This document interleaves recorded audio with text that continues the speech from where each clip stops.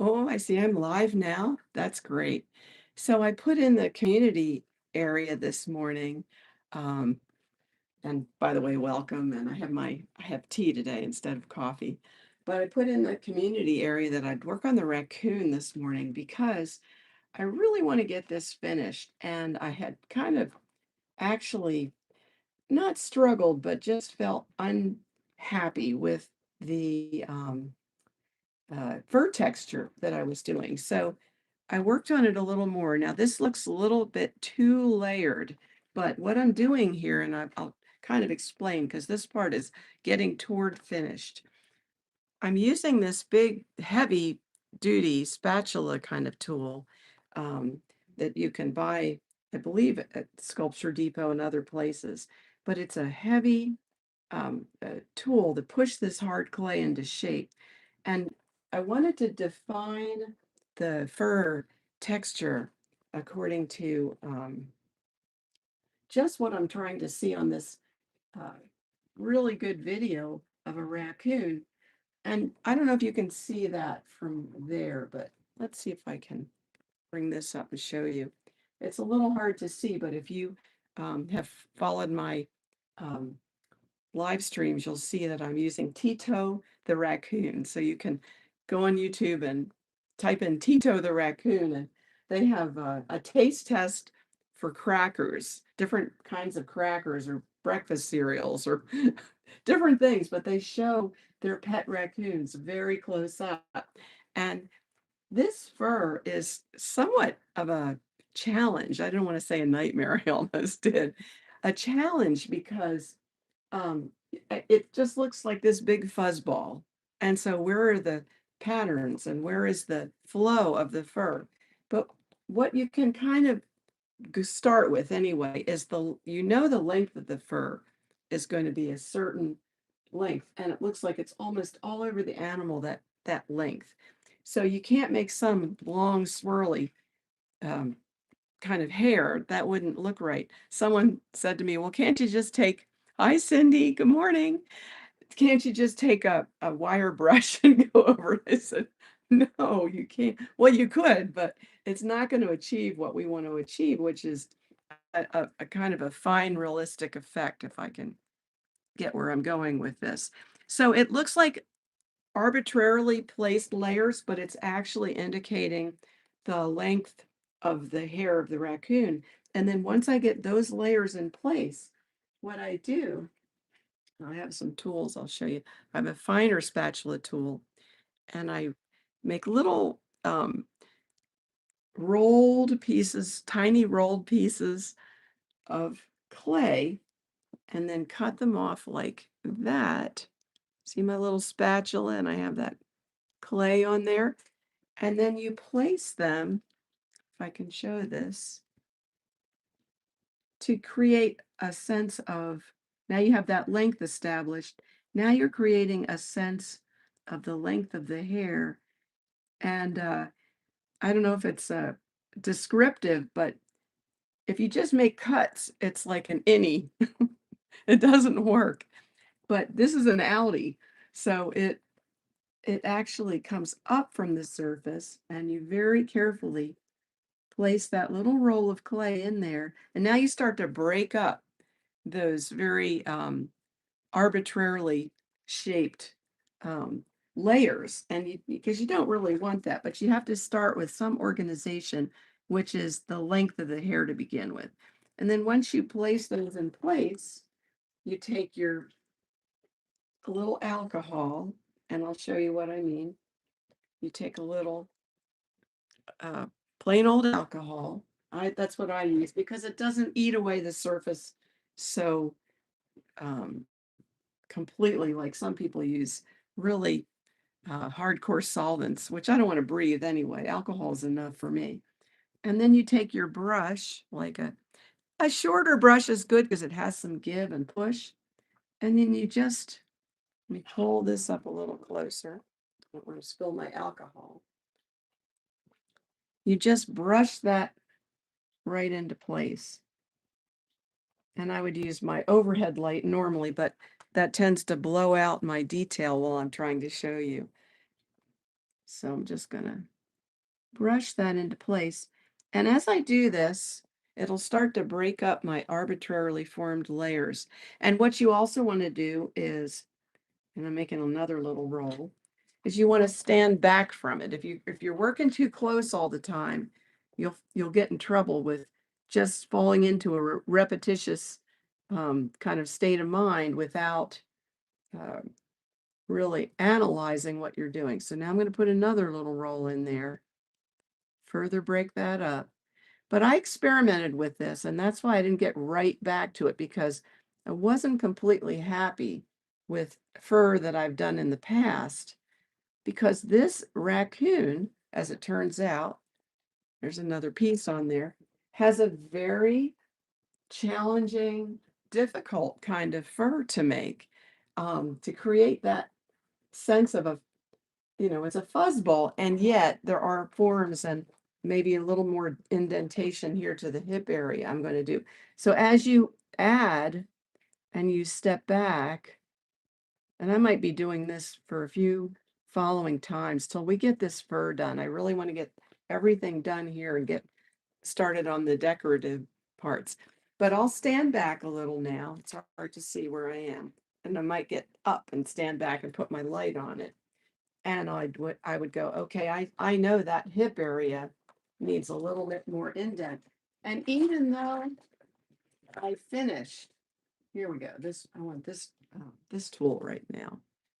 There we go. Even though I finished that with fur, it's still, you've got to be aggressive with your changes. And I know that requires a greater level of indent right there. So I'm going to chop that in. I'm looking at my model and I'm going to show you what I'm seeing. So that goes in more there. Now, of course, I just messed up that nice texture I made.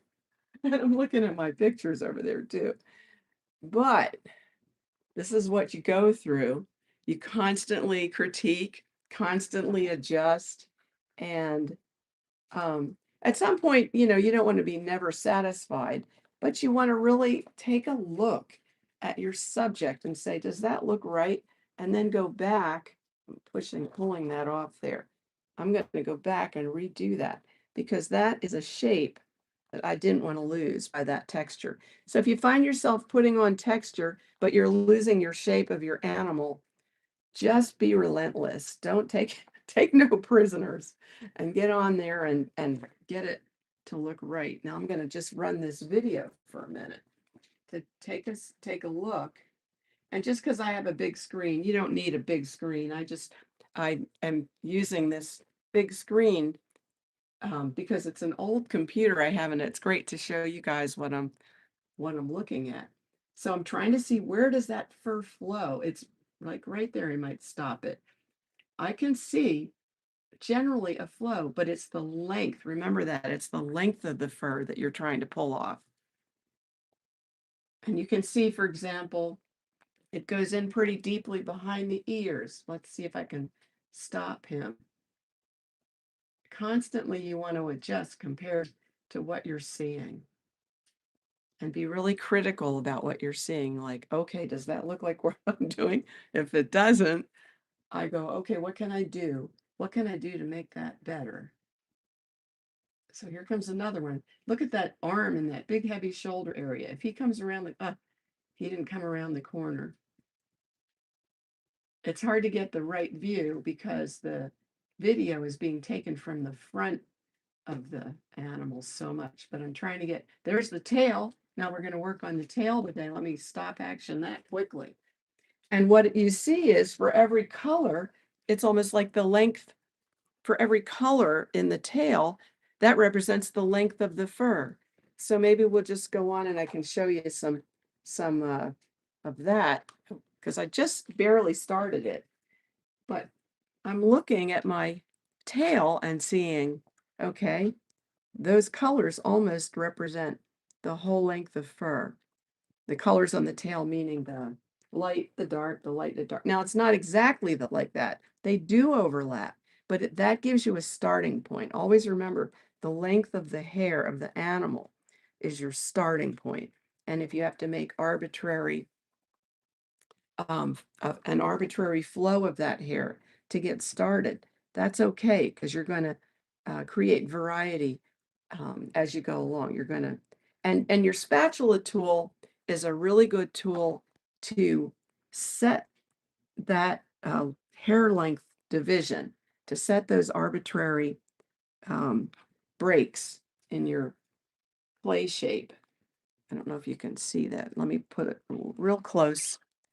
So what I'm doing on that tail is I'm just taking my spatula tool and I'm creating that arbitrary section. Can you see that? Hi there, Cole. And so I'm just trying to establish that. And once I establish that, I'll show you what I do. So I've got a few more to do here. Let's do that. And let's do this one. Okay. And look at it, they get shorter as they go up. I kind of created a line for it, but I didn't fully use my tool to make those sections. Okay, so now you can see I've done that. And so now the next tool I'm going to use, let's see, this is a Kemper tool that you can buy. Let's get it where you can really see it. See the round end? And then there's a smaller, trying to hold it where the camera can see it. Smaller little ball end, like a ball.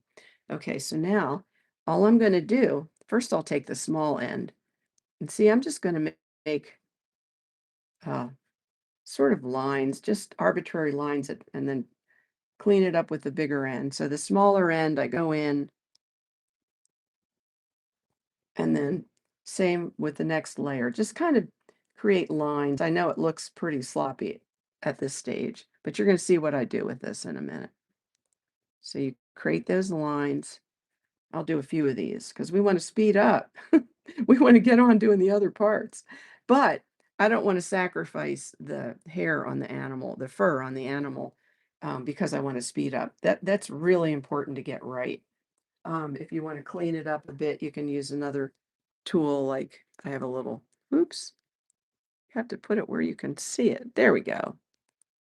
And I can just clean this up. And as you're working, get in the habit of holding soft clay in your hand and then just simply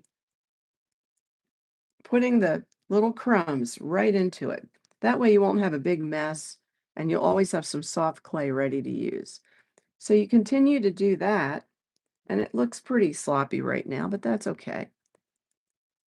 Now say you want it to be, I see that tail fur really sticking up.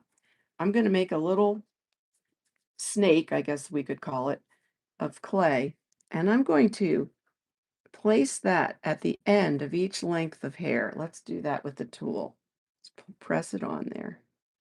Press, see, now it's sticking. It's going to make it stick up a little bit, which is going to give it some character and also simulate what I'm seeing. Actually put clay underneath a shape that's kind of sticking up that's going to give you the illusion of fur, if you can see that there.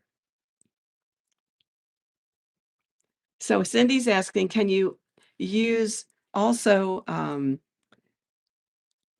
yes, you can. I mean, you're asking if you can use other tools besides this little ball. You could, but I think you'll find out what works for you, and you just need to experiment. And you know, the thing is, if you don't like something, don't be afraid to just say that's not what I want. Take it apart, and I don't want to go away from where I'm working. Take it apart and just do it again because you're going to learn that way and you're going to practice that way. So, okay, so they're sticking up. Let me put one more on it. I just did that real quick with my fingers.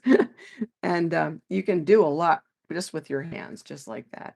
Okay, now that that's on, I can take the larger ball end and watch what I do. If you can see this, I just cut in and up.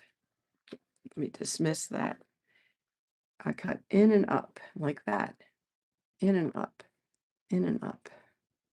And you can come down a little too, but you can go in and up. I'll do it here. Maybe you can see it better.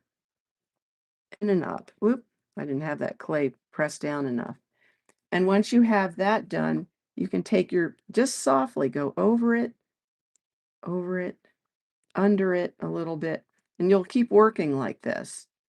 You can take your angle tool, like, let me see.